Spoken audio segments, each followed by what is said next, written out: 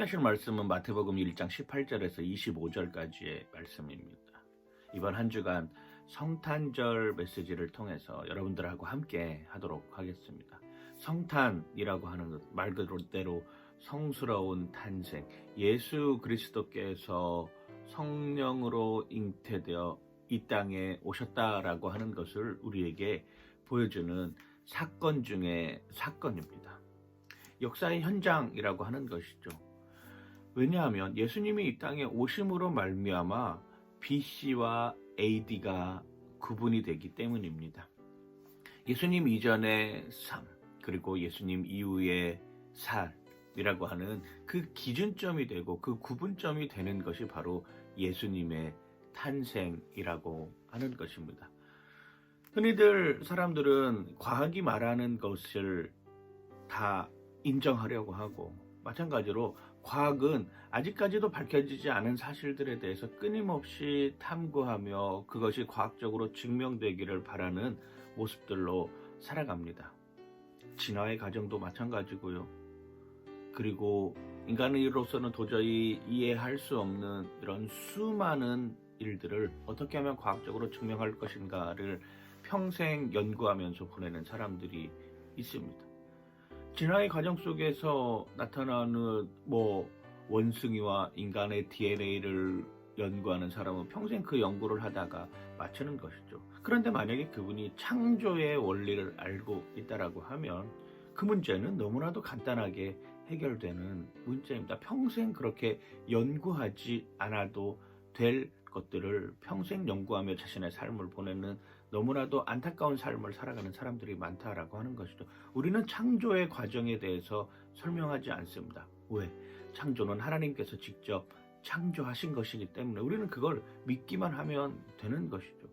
예수 그리스도가 이 땅에 오셨다라고 하는 것도 마찬가지입니다. 우리는 그걸 믿기만 하면 되는 것입니다.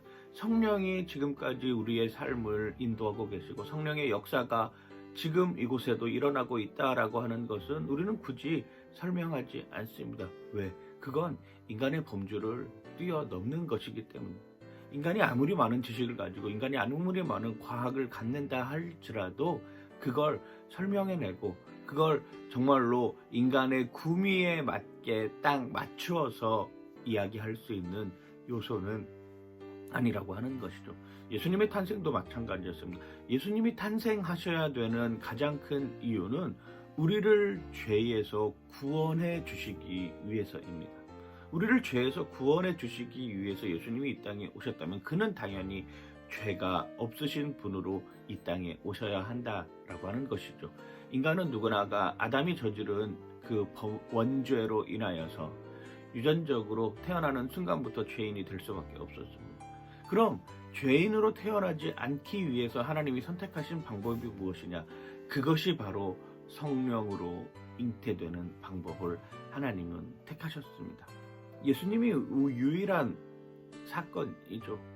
그러기에 그가 죄가 있는 우리를 죄에서 구원해주는 이런 놀라운 일들을 우리에게 알려주는 것입니다. 예수님은 성령으로 잉태되었습니다. 이건 우리가 믿는 것이고 이 믿음이 우리의 신앙을 한 걸음 더 나아가게 만드는 요소라고도 할 수 있을 것입니다. 예수라고 하는 그 이름 자체, 자기 백성을 그들의 죄에서 구원할 자라고 하는 이런 뜻을 가지고 있는 것이죠.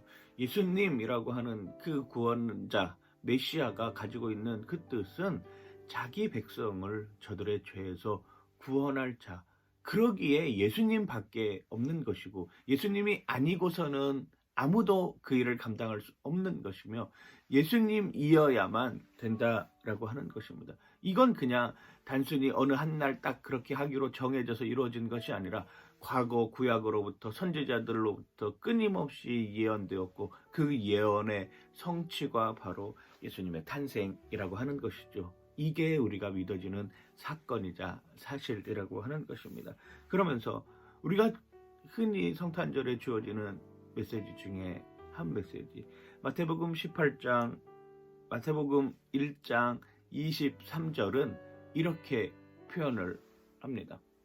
보라, 처녀가 잉태하여 아들을 낳을 것이요 그의 이름을 임마누엘이라 하리라 하셨으니 이를 번역한즉 하나님이 우리와 함께 하신다라고 하는 것이죠.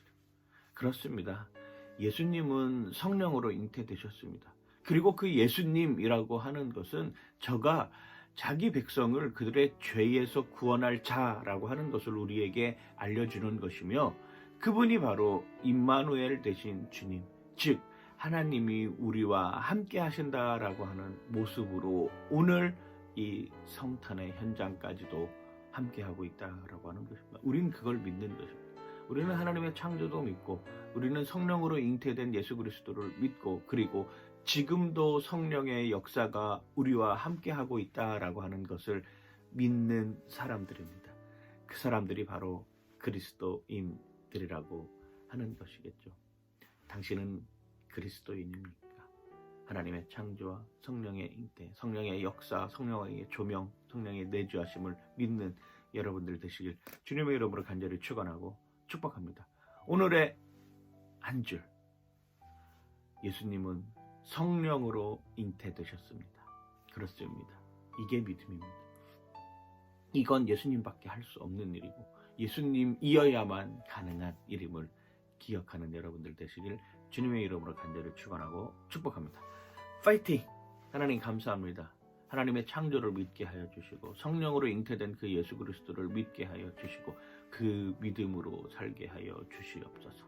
감사드리며 예수님 이름으로 기도드립니다. 아멘.